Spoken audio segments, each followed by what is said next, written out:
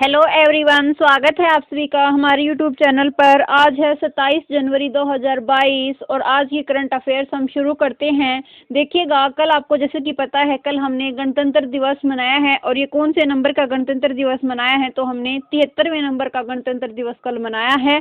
और 26 जनवरी को हम हर साल गणतंत्र दिवस के रूप में मनाते हैं। इसके बारे में आज डिटेल में हम पढ़ेंगे, क्या किया गया इसमें। देखिएगा, जो इसकी हिस्ट्री रही है उसके बारे में भी आज हम देखेंगे। तो स्टार्ट करते हैं आज की करंट अफेयर्स, 27 जनवरी की current affairs.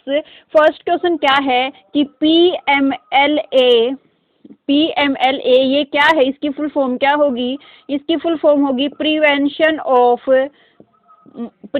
Of money laundering act. Money laundering act, prevention of money laundering act PMLA की फुल फॉर्म है। और ये जो निर्णायक प्राधिकरण है, ये एक निर्णायक प्राधिकरण है। इसका हाल ही में अध्यक्ष किसको चुना गया है?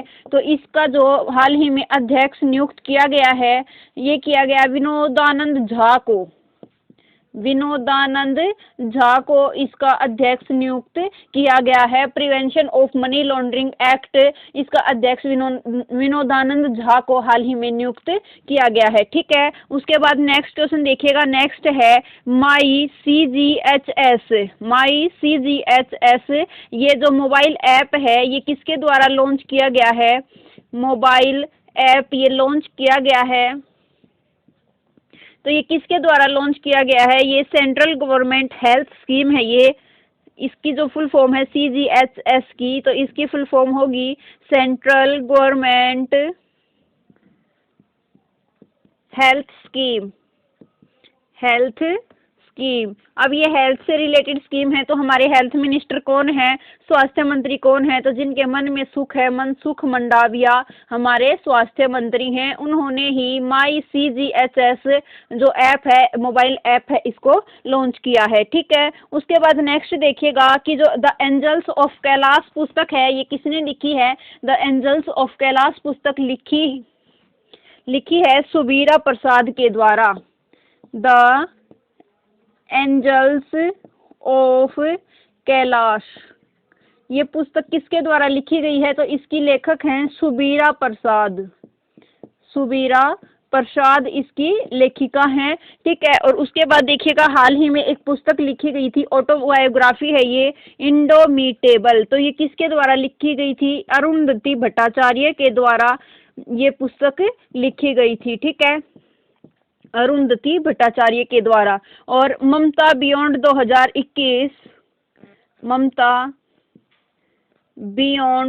2021 ये किसके द्वारा लिखी गई थी? तो जयंत घोष के द्वारा ये पुस्तक लिखी गई थी। ठीक है, ये आप याद रखिएगा। उसके बाद नेक्स्ट देखते हैं कि जो एआई सुपर कंप्यूटर है, ये 2022 के मध्य तक कौन सी कंपनी का है जो विश्व में सबसे तेज एआई सुपर कंप्यूटर विकसित कर देगी? तो जो मेटा कंपनी है, जो मेटा है, ये किसका नाम चेंज किया गया है? तो फेसबुक का नाम चेंज करके क्या कर दिया गया है? इसका नाम कर दिया गया है मेटा। और ये जो मेटा कंपनी है, ये 2022 मिड तक सबसे तेज AI super computer, artificial intelligence based super computer जो है, ये विकसित कर देगी। ठीक है, 2022 के मिड तक। और जो ये फेसबुक है, इसकी स्थापना कब होती है? 2004 के अंदर इसकी स्थापना होती है। और फेसबुक के जो संस्थापक हैं, फाउंडर हैं, वो कौन है? मार्क जुकरबर्ग इसके फाउंडर हैं। ठीक है, उसके बाद नेक्स्ट देखिएगा कि जो एयरटेल जो कंपनी है, उसने क्या किया है? 21 मेगावाट की सोलर यूनिट स्टार्ट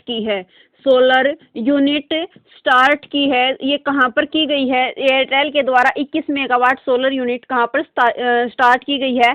तो ये बुलढाणा के अंदर स्टार्ट की गई है, बुलढाणा। और ये बुलढाणा कहाँ पड़ता है? तो महाराष्ट्र के अंदर पड़ता है बुलढाणा। ठीक है, अब उसके बाद देखिएगा कि जो गुजरात के अंदर है, गुजरात के अंदर राजकोट है, जो राजकोट के अंडर जो राजकोट का जो अंडर ब्रिज है उसका नाम किसके नाम पर चेंज कर दिया गया है? तो इसका नाम चेंज कर दिया गया है जनरल बिपिन रावत के नाम पर। जनरल बिपिन रावत के नाम पर किसका नाम चेंज कर दिया गया है? तो ये जो गुजरात के राजकोट का जो अंडर ब्रिज है उसका नाम जनरल बिपिन रावत के नाम पर कर दिया गया है। और ये क्या थे? हमारे फर्स्ट सीडीएस थे, चीफ ऑफ डिफेंस स्टाफ कौन थे? जनरल बिपिन रावत। और हाल ही में इनका जो हेलीकॉप्टर दुर्घटना है उसके अंदर देहांत निधन हो गया है। ठीक है, उसके बाद देखिएगा कि जो जनरल बिपिन रावत हैं इनको पद्म विभूषण भी दिया गया है, पद्म विभूषण से भी सम्मानित किया गया है और इनको मरणोपरांत पद्म विभूषण से सम्मानित किया गया है। और जो ये पद्म विभूषण है ये भारत का दूसरा सर्वोच्च नागरिक सम्मान कौन सा है? पद्म विभूषण है। और फर्स्ट कौन सा है? तो फर्स्ट है भारत रत्न। ठीक है, उसके बाद नेक्स्ट देखिएगा, नेक्स्ट क्या है कि जो ये हाल ही में जनरल बिपिन रावत के नाम पर ही एक और यूपी के अंदर जो मैनपुरी सैनिक स्कूल है, यूपी में जो मैनपुरी सैनिक स्कूल है उसका नाम भी किसके नाम पर कर दिया गया था? तो जनरल बिपिन रावत के नाम पर इसका यूपी के मैनपुरी सैनिक स्कूल का नाम चेंज कर दिया गया था। ठीक है, उसके बाद नेक्स्ट देखिएगा, नेक्स्ट क्वेश्चन क्या है हमारा? नेक्स्ट है सेंट्रल गवर्नमेंट ने क्या किया है? कर्नाटक के गंजीमठ में प्लास्टिक पार्क बनाने की घोषणा की है। तो जो प्लास्टिक पार्क है ये कहाँ बनाने की घोषणा की है? प्लास्टिक पार्क कहाँ पर बनेगा? तो गंजीमठ कर्नाटक के अंदर क्या बनेगा? गंजीमठ कर्नाटक। कहाँ ये प्लास्टिक पार्क बनेगा? गंजीमठ कर्नाटक के अंदर। अब बात आती है कर्नाटक की, तो सेंट्रल गवर्नमेंट ने इसकी मंजूरी इसको दे दी है, इसकी सेंटर ने इसको मंजूरी दे दी है। ठीक है, सेंटर ने मंजूरी दी। उसके बाद देखिएगा बात आती है कर्नाटक की, तो कर्नाटक के बारे में देखते हैं। कर्नाटक के सीएम कौन है? बसवराज बोमई। बसवराज बोमई कर्नाटक के सीएम हैं। और यहाँ के गवर्नर कौन है? तो गवर्नर हैं थावरचंद गहलोत। थावरचंद गहलोत कर्नाटक के गवर्नर हैं। और जो पर्याय महोत्सव है, पर्याय महोत्सव का आयोजन कहाँ पर किया गया था? तो कर्नाटक के अंदर पर्याय महोत्सव का कंबाला जो भैंसा दौड़ होती है इसका आयोजन कहाँ पर किया जाता है? तो कर्नाटक के अंदर किया जाता है। और नेक्स्ट देखिएगा कि जो अलमाटी बांध है, अलमाटी बांध कौन सी नदी पर है? तो अलमाटी बांध है कृष्णा नदी पर, कर्नाटक के अंदर है। और एक और बांध है कृष्णराज सागर बांध। जो कृष्णराज सागर बांध है ये कौन सी नदी पर है? तो ये भी कर्नाटक के अंदर कावेरी नदी पर कौन सा बांध है? तो कृष्णराज सागर बांध है। ठीक है, उसके बाद देखिएगा कि जो आईबीएम है उसने कर्नाटक के मैसूर में कौन सा क्लाइट इनोवेशन सेंटर बनाने की जो है, जो आईबीएम है इंटरनेशनल बिजनेस मशीन है, इसने मैसूर कर्नाटक में कौन सा क्लाइंट इनोवेशन सेंटर लॉन्च किया है। जो आईबीएम है इसने मैसूर के अंदर क्लाइंट इनोवेशन सेंटर कहाँ पर लॉन्च किया है? मैसूर में ये लॉन्च किया है। ठीक है, उसके बाद देखिएगा, उसके बाद नेक्स्ट क्वेश्चन क्या है हमारा? नेक्स्ट है कि जो केरल है वो उसको देश का पहला ग्राफीन सेंटर ये क्या देश का ये पहला है, देश का पहला। और ये कहाँ स्थापित किया गया है? तो केरल के अंदर ये स्थापित किया गया है, केरल के अंदर। ठीक है, अब बात आती है ग्राफीन की। तो आप सोचते होंगे कि ये ग्राफीन होता क्या है? तो अब तक जितने भी पदार्थ दुनिया में ज्ञात हैं उन सभी पदार्थों में सबसे पतला और सबसे मजबूत जो पदार्थ है, ज्ञात पदार्थ जितने हैं अब तक के, उनमें सबसे पतला और सबसे मजबूत और मजबूत जो पदार्थ है वो कौन सा है? तो ग्राफीन है। और ये ग्राफीन सेंटर है ये कहाँ पर स्थापित किया गया है? भारत देश का ये पहला है। और ये कहाँ पर स्थापित किया गया है? केरल के अंदर स्थापित किया गया है। ठीक है, अब बात आती है केरल की। तो केरल देखिएगा, केरल की जो राजधानी है वो तिरुवनंतपुरम है। यहाँ के सीएम कौन है? तो पिनरई विजयन यहाँ के सीएम है। पिनरई विजयन यहाँ के सीएम है। और यहाँ के गवर्नर कौन है? तो आरिफ मोहम्मद खान। आरिफ मोहम्मद खान यहाँ के गवर्नर हैं। और हाल ही में जो एसडीजी सूचकांक एसडीजी इंडेक्स जारी किया गया था, उसमें टॉप किसने किया था? तो केरल उसमें टॉप था। और जो कुबलांगी गांव है, कुबलांगी गांव है केरल के अंदर, ये हाल ही में नैपकिन फ्री गांव कौन सा है?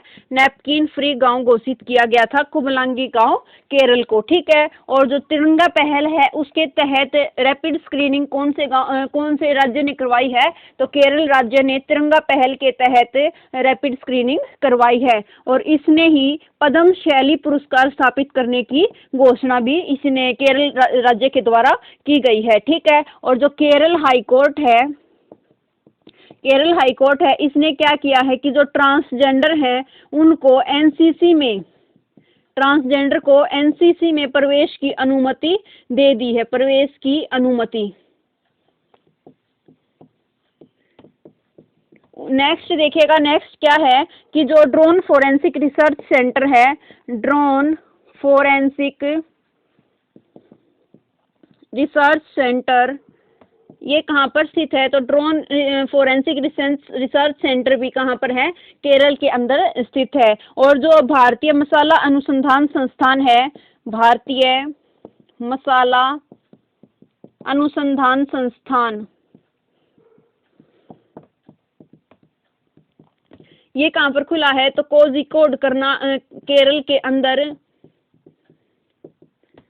कोझिकोड केरल में ही भारतीय मसाला अनुसंधान संस्थान भी स्थापित किया गया है, ठीक है। और देखिएगा कि जो Kerala arts and craft village संगठन है, उसने हाल ही में जो इंटरनेशनल क्राफ्ट अवार्ड होता है, इंटरनेशनल क्राफ्ट अवार्ड है, ये किसने जीता है? तो इसका विजेता है Kerala arts and craft village संगठन जो है, ये इंटरनेशनल क्राफ्ट अवार्ड का विजेता है, ठीक है। और जो 2023 की पहली विश्व बधिर T20 जो चैंपियनशिप होगी, ये कहाँ पर आयोजित की जाएगी? तो ये केरल के अंदर आयोजित की जाएगी, ठीक है। अब बात आती है नेशनल पार्क की। तो जो केरल है इसके अंदर कौन कौन से नेशनल पार्क हैं? एर्नाकुलम नेशनल पार्क है, पेरियार नेशनल पार्क है, और कौन सा? अनाईमुडी नेशनल पार्क है, मथिकेटन नेशनल पार्क है, और पंचमुड़ी और साइलेंट वैली, ये केरल के अंदर नेशनल पार्क हैं, ठीक है। और उसके बाद नेक्स्ट देखिएगा कि जो यहाँ पर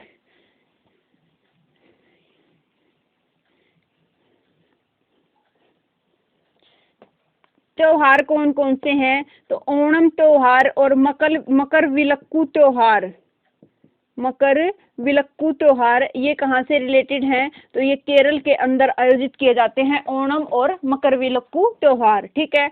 उसके बाद नेक्स्ट क्वेश्चन देखते हैं। नेक्स्ट क्वेश्चन क्या है हमारा कि जो आईपीएल है उसकी टीम बनी थी, नई टीम बनी थी लखनऊ और अहमदाबाद।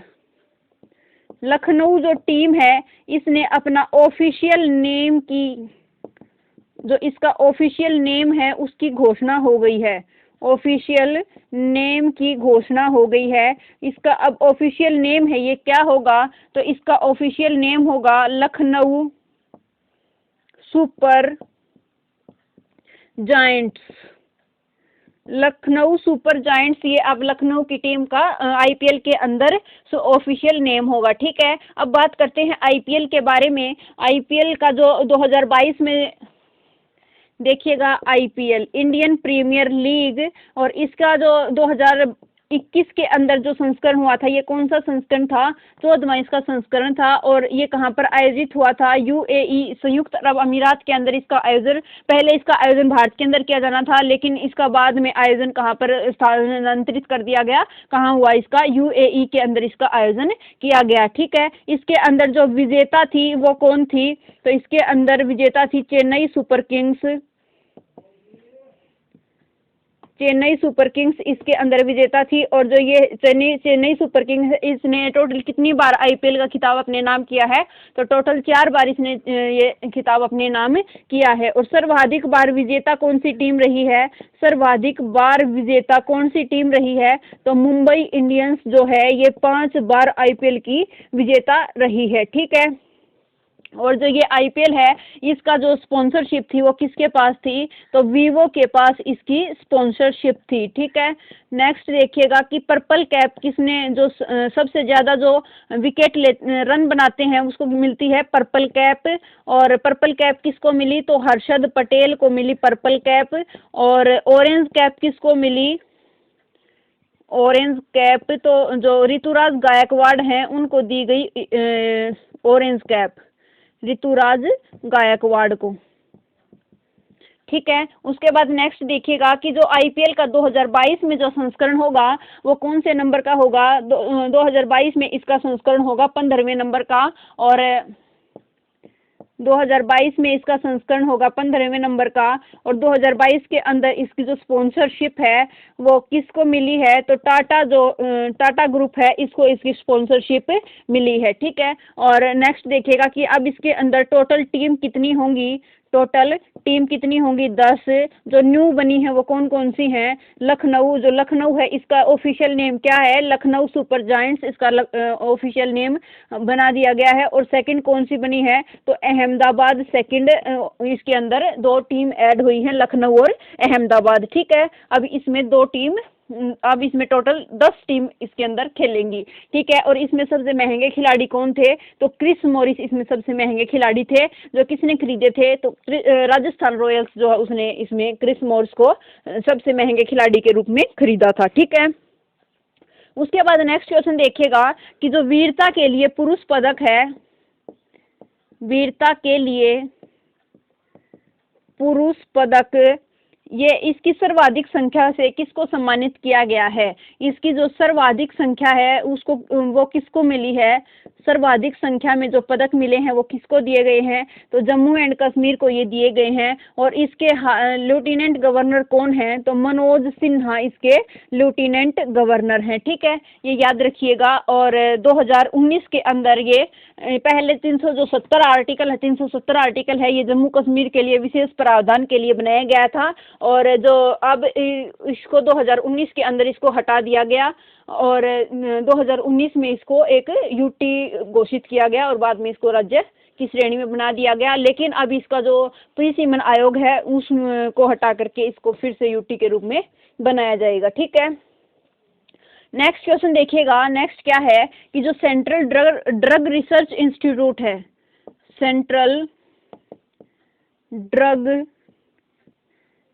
रिसर्च इंस्टीट्यूट, ये कहाँ पर है? इसको हिंदी में बोलें तो केंद्रीय औषधि अनुसंधान संस्थान, ये कहाँ है? तो नवाबों की नगरी लखनऊ के अंदर है ये सेंट्रल ड्रग रिसर्च इंस्टीट्यूट। और ये जो लखनऊ है इसको हम क्या कहते हैं? नवाबों का शहर। और कौन सी नदी के किनारे है ये? तो गोमती नदी के किनारे है लखनऊ। ठीक है। इसने क्या किया है कि ओमिक्रॉन की स्वदेशी किट का परीक्षण किया है, ओमिक्रॉन की स्वदेशी किट का परीक्षण किया है, स्वदेशी किट का परीक्षण किया है। और ये जो किट है इसका नाम क्या है? इसका नाम है ओम, इसका नाम है। और इस किट की खासियत क्या है कि इसका 150 रुपये इसका चार्ज रहेगा और 2 आवर के अंदर रिपोर्ट मिल जाएगी,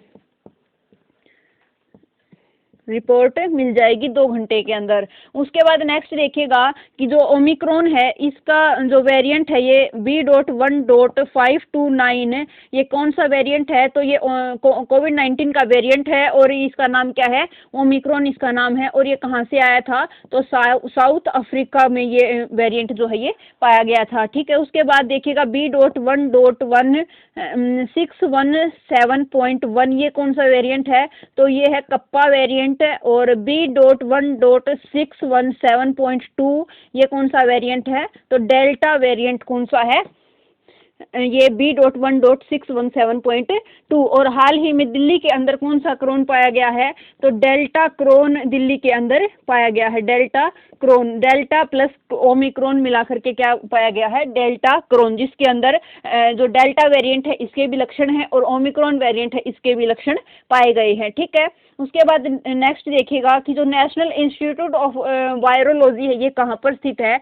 जब भी कोई या तो किसी भी वायरस के द्वारा जो भी रोग होते हैं उनके लिए कोई वैक्सीन बनाई जाती है या फिर कोई किट डेवलप की जाती है, तो उनका जो लास्ट में जो उनको अथॉरिटी मिलती है वो कहाँ से पास होती है, वो नेशनल इंस्टीट्यूट ऑफ वायरोलॉजी से होती हैं। नेशनल इंस्टीट्यूट ऑफ वायरोलॉजी से इनको परमिशन मिलती है। इनको पास आउट कौन करती है, तो नेशनल इंस्टीट्यूट ऑफ वायरोलॉजी। और ये कहाँ पर स्थित है, तो ये पुणे महाराष्ट्र के अंदर स्थित है, नेशनल इंस्टीट्यूट ऑफ वायरोलॉजी। ठीक है, ये बात आप याद रखिएगा। उसके बाद देखते हैं कि जो नीरी है ये कहाँ पर है। नीरी, इसकी ये है नागपुर महाराष्ट्र के अंदर है नीरी। और इसका जो फुल फॉर्म है ये क्या है, national environment engineering research institute,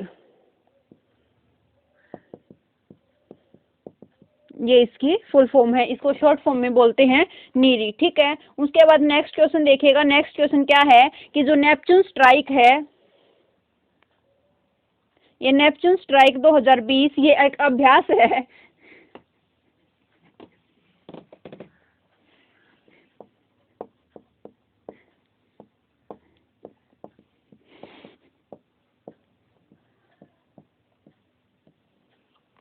Neptune strike 2022 ये एक अभ्यास है। इसका आयोजन कहाँ पर किया गया है, तो भूमध्य सागर के अंदर इसका आयोजन किया गया है। भूमध्य सागर में इसका आयोजन किया गया है। और कौन जो इसका जो आयोजन है वो कौन से संगठन है, किस संगठन से रिलेटेड है ये, तो नाटो संगठन से ये रिलेटेड है। ठीक है, अब बात आती है नाटो की, तो इसकी फुल फॉर्म क्या है, नॉर्थ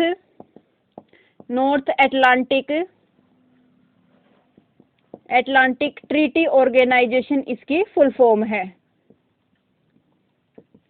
ठीक है, और इसकी जो स्थापना है नाटो की वो कब होती है, 1949 के अंदर इसकी स्थापना होती है। और इसका हेडक्वार्टर कहाँ पर है, तो इसका हेडक्वार्टर जो नाटो है इसका हेडक्वार्टर ब्रुसेल्स के अंदर है। नाटो का हेडक्वार्टर कहाँ पर है, तो ब्रुसेल्स बेल्जियम के अंदर इसका हेडक्वार्टर है, ब्रुसेल्स बेल्जियम में।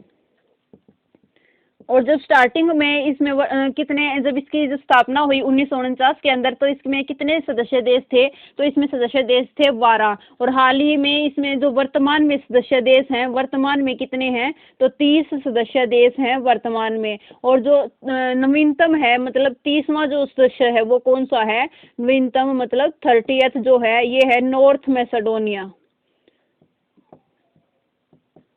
जो नॉर्थ मैसेडोनिया है ये इसका 30वां नवीनतम देश है। ठीक है, और उसके बाद देखिएगा कि जो ये नेपच्यून स्ट्राइक 2022 है इसका आयोजन कहाँ किया गया है, तो इसका आयोजन ये नाटो का एक अभ्यास है और इसका आयोजन भूमध्य सागर में किया गया है। और किसके द्वारा किया गया है, तो नौसेना के द्वारा ये किया गया है, नौसेना द्वारा। और कितने दिन चलेगा, तो ये अभ्यास कितने दिन चलेगा, 12 दिन चलेगा ये अभ्यास। ठीक है, उसके बाद देखिएगा कि जो ये भूमध्य सागर है इसका प्रकाश स्तंभ किसको कहा जाता है, भूमध्य सागर का प्रकाश स्तंभ किसको कहा जाता है, तो जो स्ट्राम्बोली ज्वालामुखी है उसको क्या कहा जाता है, भूमध्य सागर का प्रकाश स्तंभ कहा जाता है। ठीक है, उसके बाद एक संस्था है संघाई सहयोग संगठन, SCO। जो SCO संगठन है उसके द्वारा कौन सी एक्सरसाइज आयोजित की जाती है, तो इसकी कौन सी एक्सरसाइज है, पाबी एक्सरसाइज है SCO की एक्सरसाइज है, ये पाबी एक्सरसाइज है SCO की। और ये कैसी एक्सरसाइज है, तो ये आतंक विरोधी एक्सरसाइज है, आतंक विरोधी एक्सरसाइज है SCO की उसने। और जो इस SCO है इसका हेडक्वार्टर कहाँ पर है, तो इसका हेडक्वार्टर है बीजिंग चाइना के अंदर इसका हेडक्वार्टर है। उसके बाद देखिएगा कि जो डस्टलिक एक्सरसाइज है ये किसके बीच होती है, तो भारत और उज्बेकिस्तान के बीच कौन सी एक्सरसाइज होती है, तो डस्टलिक एक्सरसाइज होती है। और ये कहाँ पर आयोजित हुई, रानीखेत उत्तराखंड के अंदर ये डस्टलिक एक्सरसाइज भारत और उज्बेकिस्तान के बीच आयोजित की गई है। ठीक है, उसके बाद नेक्स्ट देखिएगा कि जो यूरोपियन यूनियन है इसकी हाल ही में जो सदस्यता दी गई है वो 6 महीने के लिए, इसकी सदस्यता किसके पास है, तो इसकी सदस्यता है फ्रांस के पास। और जो यूरोपियन यूनियन है इसमें टोटल कितने मेंबर हैं, तो 27 मेंबर हैं। पहले इसमें कितने थे, तो 28 मेंबर थे, एक ने एग्जिट कर दिया।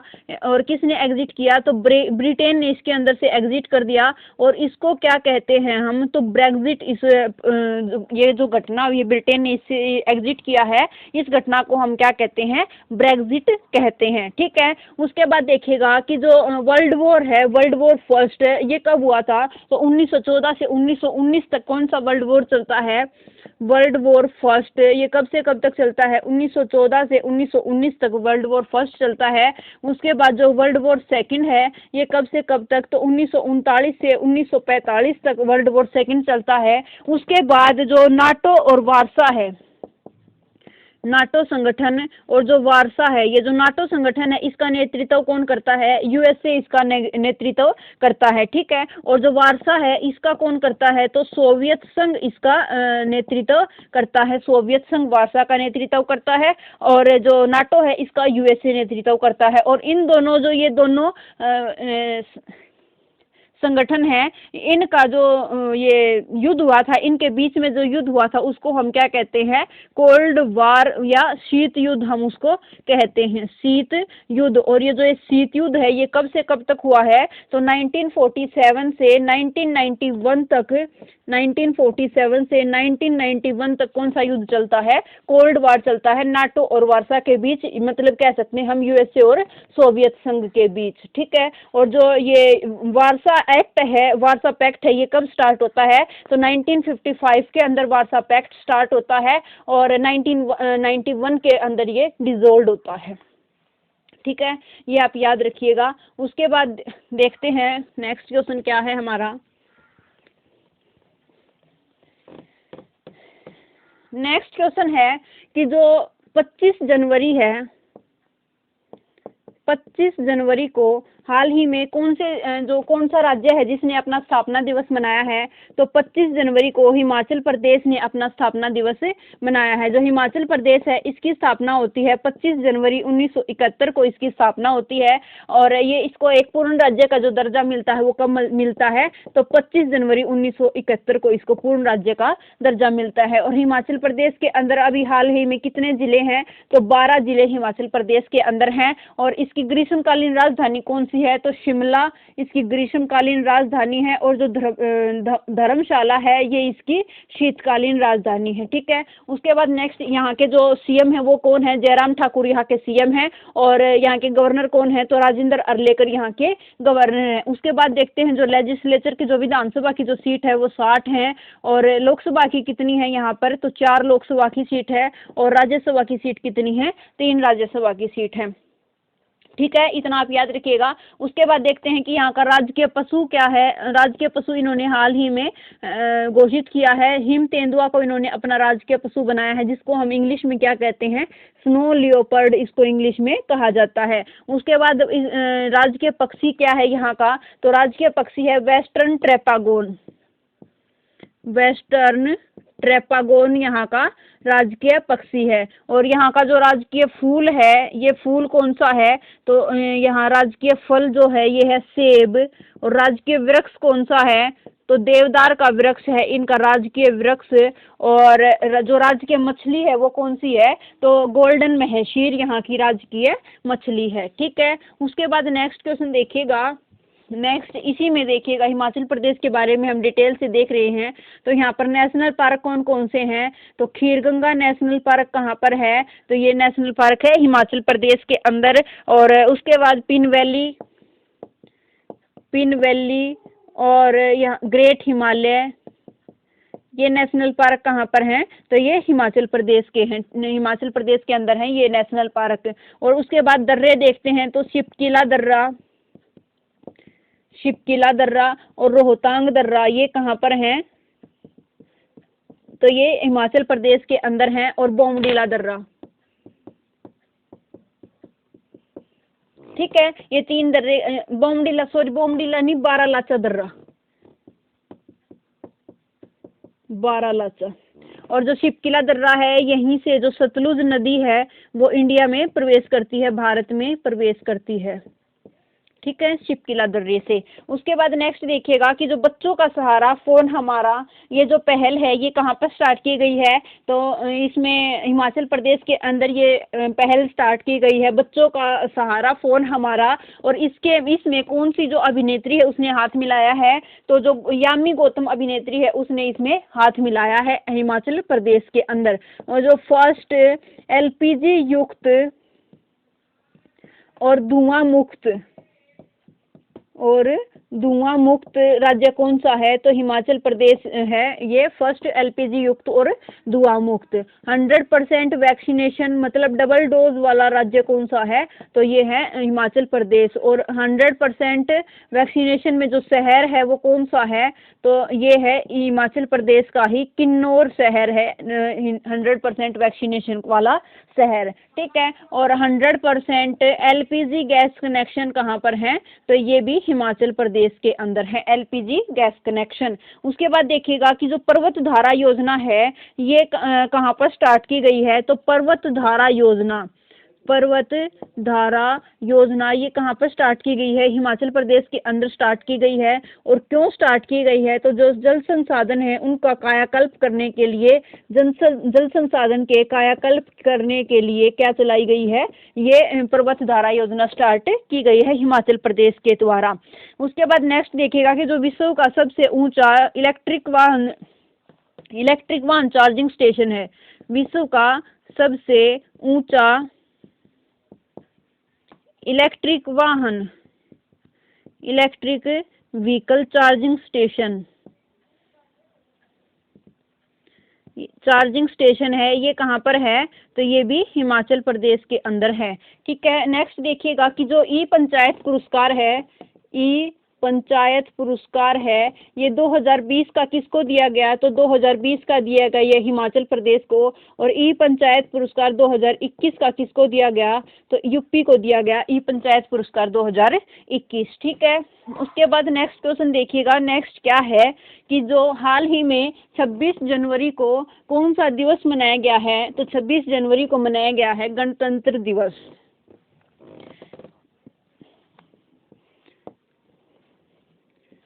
26 जनवरी को कौन सा दिवस मनाया गया है? तो गणतंत्र दिवस मनाया गया है। और ये कौन से नंबर का गणतंत्र दिवस मनाया गया है? तो 73वें नंबर का गणतंत्र दिवस मनाया गया है, ठीक है। और इस गणतंत्र दिवस पर कितने पद्म पुरस्कारों की घोषणा की गई है? तो 128 पद्म पुरस्कारों की घोषणा की गई है। और ये 128 पद्म पुरस्कार कैसे दिए जाएंगे? जो पद्म विभूषण है और पद्म श्री है, ठीक है। जो पद्म विभूषण है कितने लोगों को दिया जाएगा? 4 लोगों को ये पद्म विभूषण और 17 लोगों को पद्म भूषण दिया गया है। और 107 लोगों को क्या दिया गया है?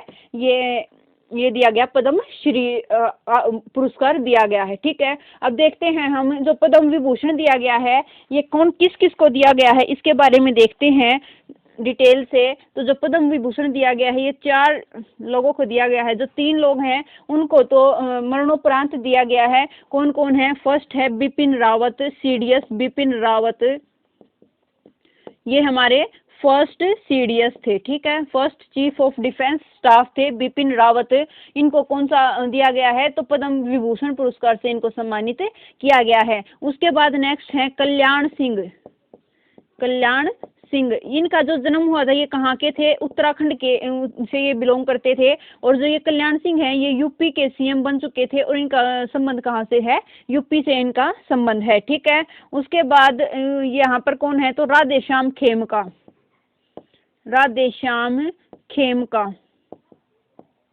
ये क्या है? राधेश्याम खेमका क्या है? ये जो गीता प्रेस गोरखपुर है, गीता प्रेस गोरखपुर है, इसके अध्यक्ष कौन हैं?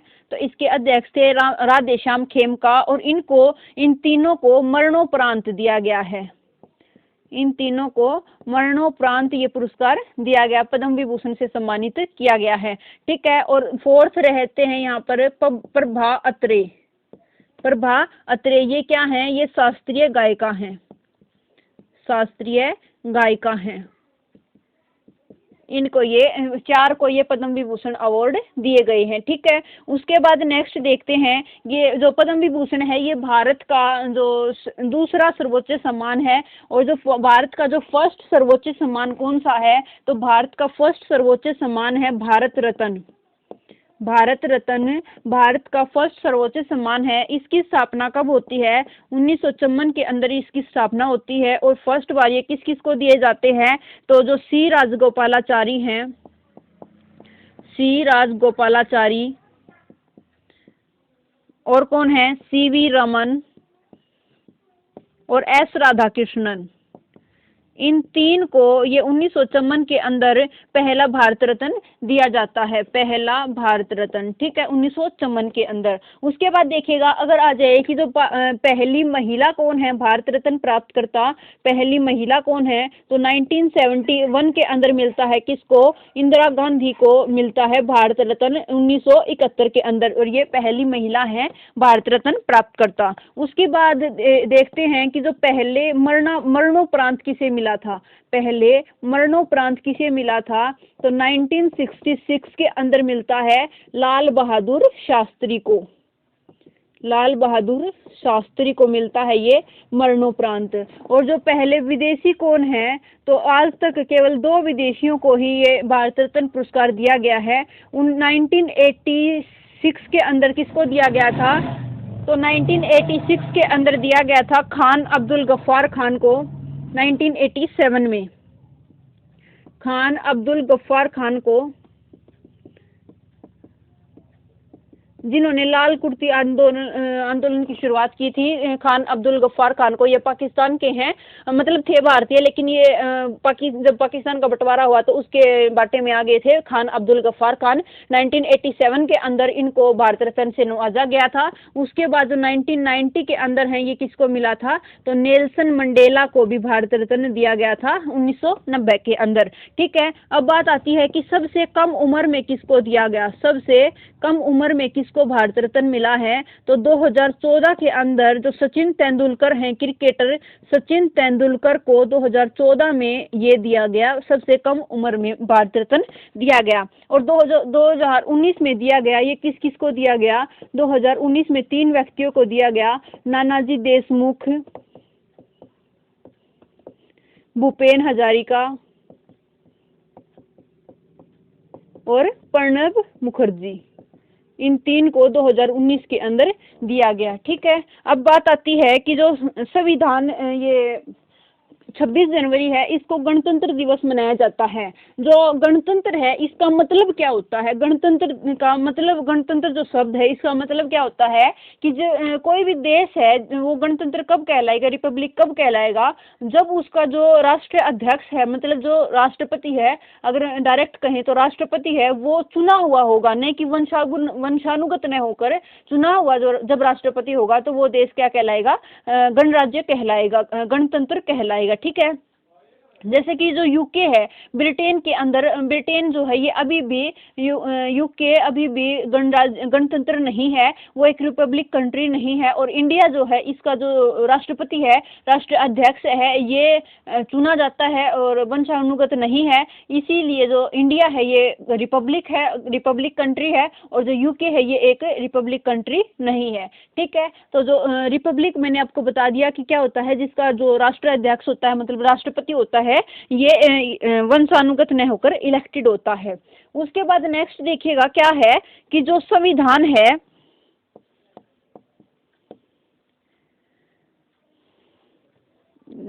जो 26 जनवरी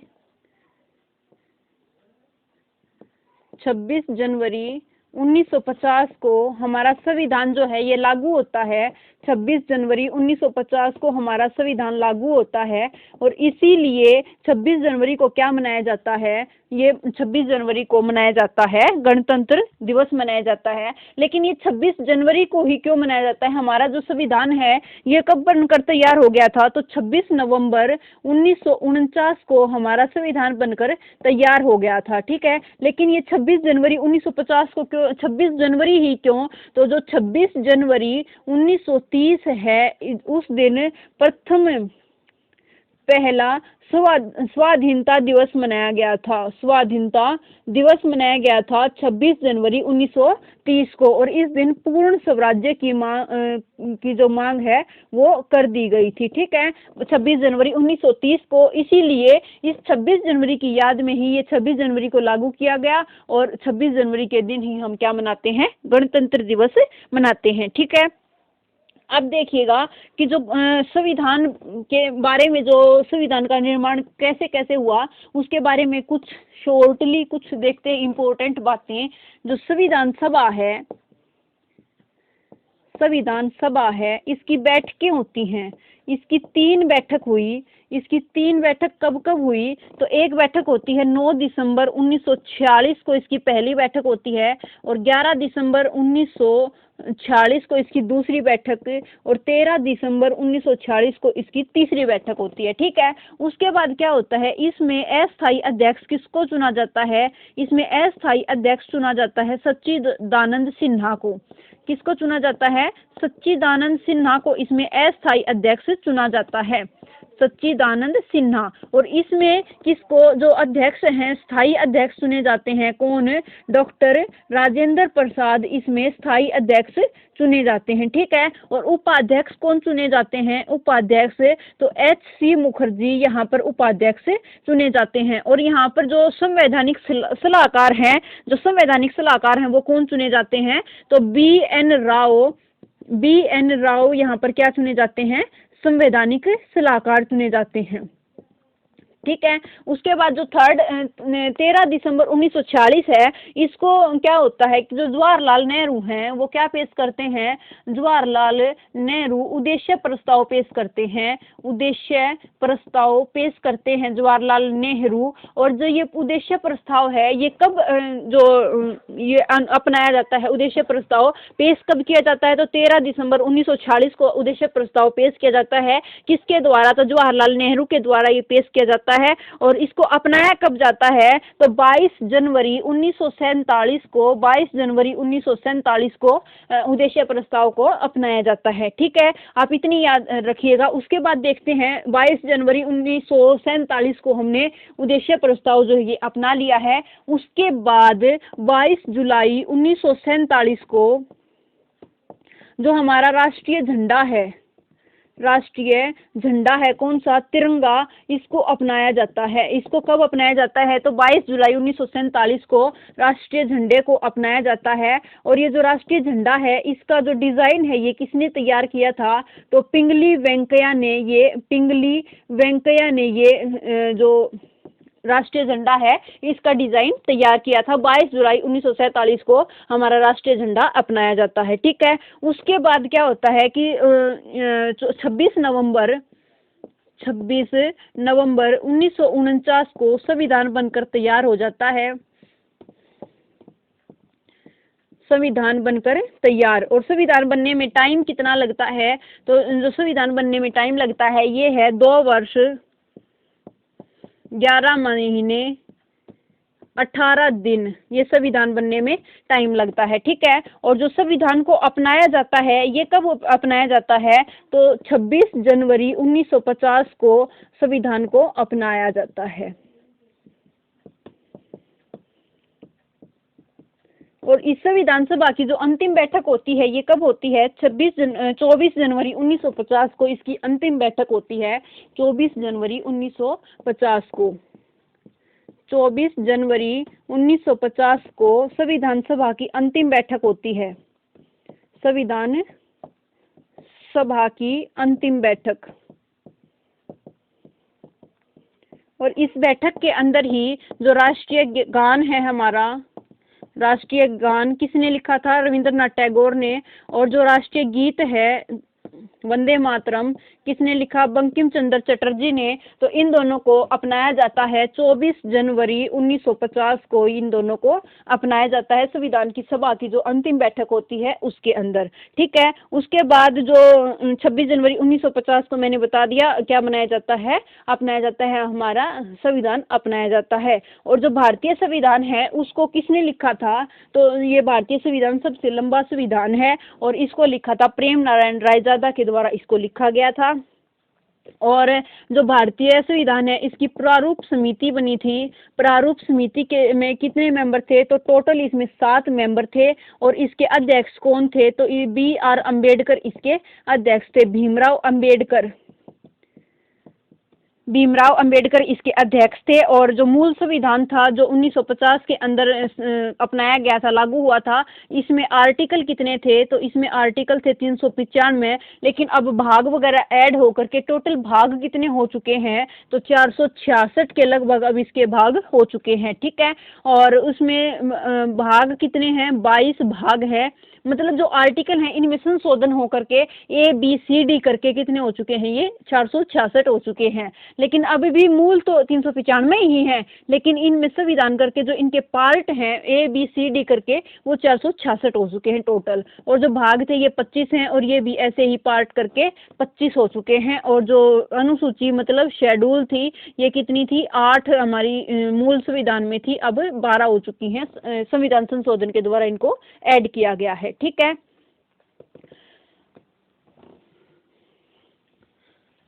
उसके बाद नेक्स्ट देखिएगा, नेक्स्ट क्वेश्चन क्या है कि जो ये भारत का पहला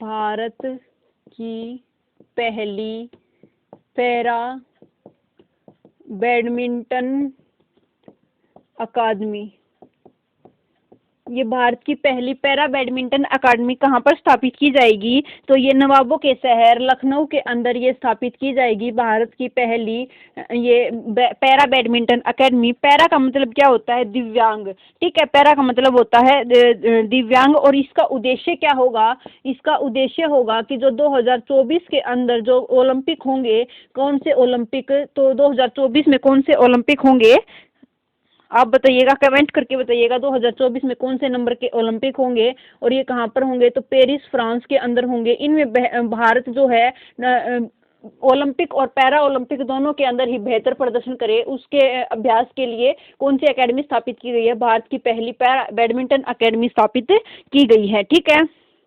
2024 में कहाँ पर होंगे? पेरिस में होंगे। 2028 में लॉस एंजल्स में होंगे। और 2032 में कहाँ पर होंगे? 2032 में होंगे ब्रिस्बेन ऑस्ट्रेलिया के अंदर। ठीक है, उसके बाद नेक्स्ट देखिएगा कि जो इसका ये लॉन्च की है, ये किसने की है? ये लॉन्च की है द्रोणाचार्य अवॉर्डी हैं कौन? गौरव खन्ना के द्वारा ये लॉन्च की गई है। ठीक है, और जो ये लखनऊ है ये क्या कहा जाता है? लखनऊ को नवाबों का शहर कहा जाता है। और लखनऊ कौन सी नदी के किनारे स्थित है? तो गोमती नदी के किनारे स्थित है लखनऊ। ठीक है, अब देखिएगा कि जो टोक्यो नंदू नाटेकर है, नंदू नाटेकर, इसका संबंध किससे है? तो बैडमिंटन से संबंधित है नंदू नाटेकर। और इनका हाल ही में क्या हो गया? निधन हो गया। ठीक है, और शटलिंग टू द टॉप, ये किसके ऊपर पुस्तक लिखी गई है? शटलिंग टॉप, ये किसकी पुस्तक लिखी गई है? तो ये लिखी गई है PV सिंधु की पुस्तक है। ये शटलिंग टॉप ये किसकी पुस्तक है? PV सिंधु की पुस्तक है। और इसके लेखक कौन है? तो V कृष्णा स्वामी इसके लेखक हैं। ठीक है, और उसके बाद बात करते हैं कि जो टोक्यो पैरा ओलंपिक अभी हाल ही में हुए थे 2020 के टोक्यो पैरा ओलंपिक के अंदर बैडमिंटन में कौन कौन कितने मेडल आए थे? तो बैडमिंटन में 2 गोल्ड मेडल आए थे। बैडमिंटन में 2 गोल्ड मेडल किस किस के थे? तो प्रमोद भगत और कृष्णा नागर को 2 गोल्ड मेडल मिले थे इसमें, बैडमिंटन पैरा ओलंपिक के अंदर, टोक्यो पैरा ओलंपिक के अंदर। और जो सिल्वर मेडल किसको मिला था, तो जो सुहास यथिराज हैं, नोएडा के कलेक्टर हैं, सुहास यथिराज, ये क्या हैं, नोएडा के कलेक्टर हैं। इनको भी बैडमिंटन के अंदर कौन सा मेडल मिला था, तो सिल्वर मेडल इन्होंने दिलाया था। उसके बाद जो पीवी सिंधु हैं, पीवी सिंधु, इन्होंने टोक्यो ओलंपिक के अंदर कौन सा मेडल जीता, तो ब्रोंज मेडल जीता इन्होंने टोक्यो पैरा ओलंपिक बैडमिंटन खेल में। और जो पीवी सिंधु हैं, ये एकमात्र भारतीय हैं जिन्होंने ओलंपिक के अंदर 2 मेडल जीते हैं। 2016 के रियो ओलंपिक के अंदर इन्होंने सिल्वर मेडल जीता था, और 2020 के टोक्यो पैरा ओलंपिक में इन्होंने ब्रोंज मेडल देश के नाम किया है। ठीक है। और जो टोक्यो पैरा ओलंपिक है, इसमें जो रैंक आई थी इंडिया की, इसमें रैंक कितनी थी, 24 रैंक थी। टोटल मेडल कितने थे, टोटल मेडल थे 19, जिसमें से 5 गोल्ड थे। 5 गोल्ड किस किस के थे, फर्स्ट इज सुमित अंतिल, उसके भाला फेंक के अंदर, और सेकंड है अवनी लखेरा, ये किस में थे, शूटिंग में थी। और प्रमोद भगत, कृष्णा नागर और मनीष नरवाल। ठीक है, मनीष नरवाल भी शूटिंग में थे, और ये 2 बैडमिंटन के अंदर थे, प्रमोद भगत और कृष्णा नागर। ठीक है। उसके बाद ये जो देखिएगा कि जो थॉमस कप है और उबेर कप है, थॉमस कप और उबेर कप, इसका संबंध किससे है, तो थॉमस कप और उबेर कप का संबंध है बैडमिंटन से। बैडमिंटन से किसका संबंध है, थॉमस कप और उबेर कप का संबंध है। और जो ब्रह्मोस विनिर्माण केंद्र है, ये कहाँ पर स्थापित होगा, ब्रह्मोस विनिर्माण केंद्र कहाँ पर स्थापित होगा, तो लखनऊ के अंदर स्थापित होगा ब्रह्मोस विनिर्माण केंद्र। ठीक है, ब्रह्मोस विनिर्माण केंद्र लखनऊ के अंदर स्थापित किया जाएगा। और जो बैडमिंटन वर्ल्ड फेडरेशन है, इसके द्वारा 2021 का लाइफ टाइम अचीवमेंट अवार्ड किसको दिया गया है, life time achievement award, life time achievement award किसको दिया गया है, तो प्रकाश पादुकोण को ये दिया गया है लाइफ टाइम अचीवमेंट अवार्ड 2021 का बैडमिंटन वर्ल्ड फेडरेशन के द्वारा। ठीक है। और जो बैडमिंटन वर्ल्ड फेडरेशन है, इसके द्वारा आयोजित वर्ल्ड चैंपियनशिप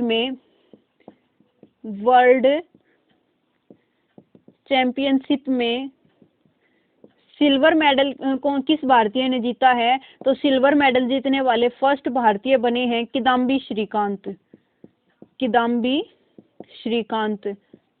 और इसके अंदर विजेता कौन है, तो इसके अंदर गोल्ड मेडल किसने जीता है, लो किन येन ने ये गोल्ड मेडल इसके अंदर जीता है। ठीक है। तो ये थी हमारी आज की क्लास फ्रेंड्स, आपको कैसी लगी लाइक शेयर और कमेंट करके जरूर बताइएगा। और हाल ही में जो सैयद मोदी अंतर्राष्ट्रीय बैडमिंटन 2022 थी, ये किसने जीती थी, पीवी सिंधु के द्वारा ये जीती गई थी। और इसका आयोजन कहाँ हुआ था, लखनऊ के अंदर इसका आयोजन हुआ था। और जो इसमें सैयद मुश्ताक अली ट्रॉफी है, सैयद मोदी अंतर्राष्ट्रीय चैंपियनशिप बैडमिंटन किसने जीती थी, पीवी सिंधु ने। और जो सैयद मुश्ताक अली ट्रॉफी है, ये किससे रिलेटेड है, क्रिकेट से रिलेटेड है, और तमिलनाडु ने जीती थी। ठीक है। आज के लिए इतना ही, लाइक शेयर और कमेंट करके जरूर बताइएगा आपको वीडियो कैसी लगी, और अच्छी लगे तो शेयर भी कर देना। थैंक यू फ्रेंड्स, मिलते हैं नेक्स्ट वीडियो में, बाय बाय।